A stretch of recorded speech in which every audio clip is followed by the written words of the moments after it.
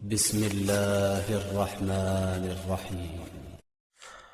السلام علیکم ورحمۃ اللہ وبرکاتہ۔ یہ ہمارے ایک بہت پیارے بھائی کا قصہ ہے کہ وہ ایک مرتبہ اپنا یہ واقعہ سنا رہے تھے۔ میری بہن کو تقریباً 6 سال ہو گئے تھے شادی کو، اور وہ بھائی کبھی بھی اپنی بہن کے گھر نہیں گیا۔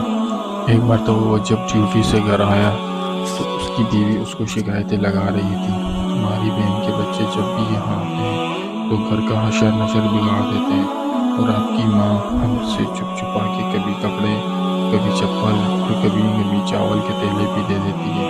اپنی ماں سے کہو یہ ہمارے گھر ہے، کوئی خیرات سینٹر نہیں۔ مجھے سن کر بہت غصہ آیا کہ میں اپنے گھر کا گزارا بہت مشکل سے کر رہا تھا، اور میری ماں سب کچھ میری بہن کو دے دیتی ہے۔ بہن ایک دن گھر آئی ہوئی تھی تو اس کے بیٹے نے ٹی وی کا ریموٹ توڑ دیا تھا۔ میں نے غصے سے ماں سے کہا کہ ماں، بہن کو بولو عید کے دن آیا کرے، اور آپ یہ جو صابن، چاول اور یہ چیزیں دیتی ہیں ان کو بند کریں۔ ماں چپ رہی، لیکن بہن نے ساری باتیں سن لی۔ 4 بج رہے تھے کہ بچوں کو تیار کیا۔ بہن نے کہا کہ بھائی مجھے سٹاپ تک چھوڑا۔ میں نے جھوٹے منہ بہن سے کہا رک جاتی کچھ دن۔ بہن مسکرائی اور بولی نہیں بھائی، بچوں کی چھٹیاں ختم ہو رہی ہیں اور مجھے جانا ہے۔ پھر جب ہم دونوں بھائیوں میں زمین کا بٹوارا ہو رہا تھا تو میں نے صاف انکار کیا کہ میں اپنی زمین میں سے بہن کو حصہ نہیں دوں گا۔ تو ماں نے کہا بیٹی کا بھی تو حق بنتا ہے۔ میں نے گالی دیتے ہوئے کہا کہ جو کچھ بھی ہو جائے میں بہن کو حصہ نہیں دوں گا۔ میری بیوی نے بھی میری بہن کو برا بھلا کہا، لیکن وہ بیچاری خاموش تھی۔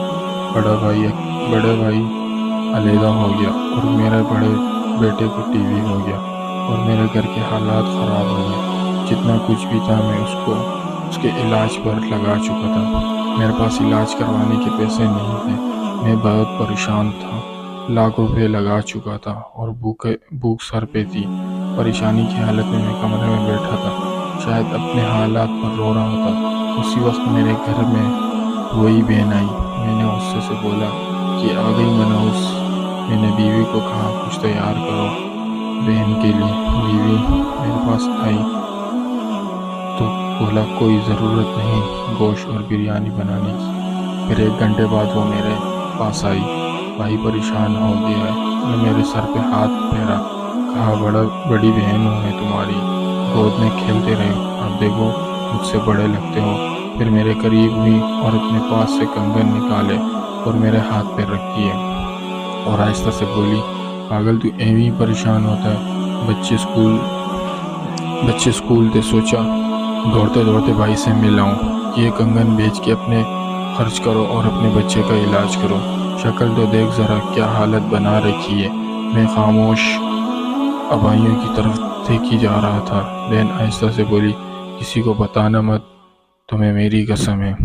ماتھے پر بوسہ دیا اور 1000 روپے مجھے دیے، 150 کے نوٹ تو شاید اس کی جمع پونجی تھی، میرے جیب میں ڈال کر بولی بچوں کو گوشت لا کے دینا اور پریشان مت ہوا کر، جلدی اپنے ہاتھ میرے سر پر رکھ، دیکھ کتنے بال سفید ہو گئے ہیں۔ وہ جلدی سے جانے لگی تو اس کے پیروں کی طرف دیکھا، ٹوٹی ہوئی جوتی پہنی ہوئی تھی اور پرانا سا دوپٹہ اوڑا ہوا تھا۔ جب بھی آتی وہی دوپٹہ سر پہ تھا۔ بہن کی اس محبت میں مر چکا تھا۔ ہم بھائی کتنے مطلب پرست ہوتے ہیں، بہنوں کو پل بھر میں بیگانہ کر دیتے ہیں، اور بہن نے بھائیوں کو ذرا سا دکھ برداشت کرتے ہوئے نہیں دیکھ سکتی۔ ہاتھ میں کنگن پکڑے زور زور سے رو رہا تھا، اور اس کے ساتھ میری آنکھیں بھی نم ہو گئی۔ اپنے گھر میں نہ جانے وہ کتنے دکھ سہ رہی ہوگی۔